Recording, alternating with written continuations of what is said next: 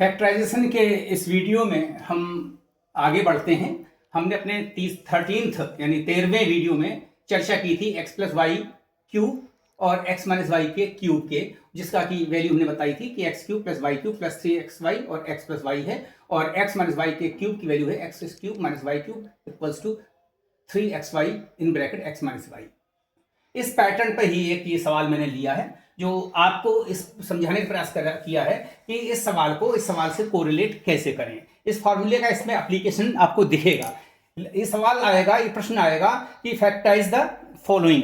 तो आपको देखिए यहाँ पर आप देख रहे हैं ये क्या मिल रहा है आपको देखिए एक कॉमन सेंस ये होना चाहिए कि जहां पर हमने अगर कोई चैप्टर पढ़ा है उस चैप्टर में हमने किस फॉर्मूले का इस्तेमाल होना है। यहाँ क्यूब है तो हमें ध्यान देना है कि यहाँ पर एक्स प्लस वाई के क्यूब का या एक्स माइनस वाई के क्यूब का फॉर्मूला लग सकता है। तो हम देखते हैं कैसे लगता है। यहाँ पर देखिए 2a का होल क्यूब और यहां दिख रहा है माइनस b का होल क्यूब। अब यहां पर तो हमने ये दो चीजों को लिख लिया इस तरह, ठीक है ना। अब यहां पर देखें कि माइनस यहां पर दोनों में कॉमन कुछ दिख रहा है, यहां 12 है यहां 6 है, तो 12 और 6 में से मैक्सिमम निकल सकता है 6 2 12, तो जो टेबल में आ रहा है 6 निकल सकता है। अब यहां पर क्या है, a स्क्वायर है, यहां पर a है तो a निकाला जा सकता है, यहां पर b है और यहां b स्क्वायर है तो b निकाला जा सकता है। यानी जहां अधिक है उसमें कम निकल सकता है। यहाँ 12 है और 6 है, लेकिन अगर यहाँ 5 होता तो कॉमन 12 और 5 का कॉमन नहीं बनता, लेकिन यहाँ 12 है यहाँ 6 है, टेबल में 6 2 12, इसलिए हमारा 6 जो है फैक्टर में कॉमन हो सकता है।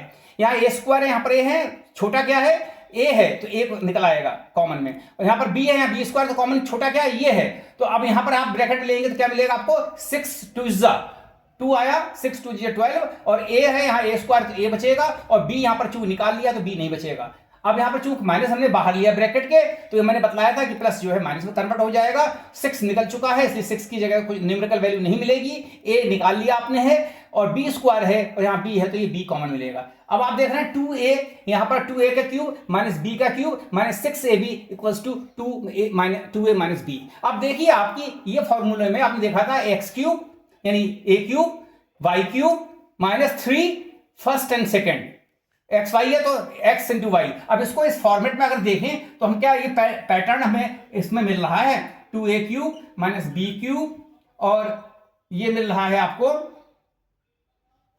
माइनस, अब क्या होता है 3 इंटू 2a और ये इंटू b, और ब्रैकेट में 2ab वैसे ही लिखा हुआ है। अर्थात हमने क्या किया, 6ab को 3 2 6ab। अब हमको आप इस फॉर्मूले को ध्यान से देखें तो कोरिलेट हो रहा है। अगर इसकी जगह हम इसको x समझें तो ये x क्यूब हो गया, इसको y समझे तो ये y क्यूब हो गया, तो क्या होगा ये 3 और x की ये इंटू है तो 3 इंटू या 3ab ऐसे रख लें, तो 3 और यहाँ 2a की जगह क्या है x अगर है, और ये क्या है y है, और यहाँ पर क्या है ये 2a की जगह x माइनस y, तो क्या मिला x cube minus y cube minus 3xy x minus y, ये मिला। तो नहीं इसको हम क्या लिख सकते हैं इस फॉर्मेट को, एक्स माइनस वाई का क्यूब। इसी तरह इसको लिख सकते हैं एक्स 2a माइनस b का होल क्यूब। मैंने समझाने का प्रयास किया है कि आप देखें कि हम अगर इसको ये a को x समझते हैं, b को y समझते हैं, तो x माइनस वाई का क्यूब ये इस फॉर्मेट में फिट बैठ रहा है, इस फॉर्मूले में वो इस्तेमाल हो रहा है। तो हम इस वैल्यू को इस वैल्यू को क्या लिख सकते हैं 2a माइनस b का क्यूब। और अगर आंसर आपको साफ साफ देना है फैक्टराइजेशन है तो आप इसको लिख सकते हैं 2a minus b into 2a minus b into 2a minus 3 times, यानी जैसे x क्यूब बराबर होता है x into x into x into x 3 times, उस तरह 2a माइनस b को लिखा जा क्यूब को लिखा जा सकता है 2a minus b into 2a minus b into 2a minus, ये आंसर यहां भी आप लिख सकते हैं, ये भी सही है और आंसर आपका ये भी सही है।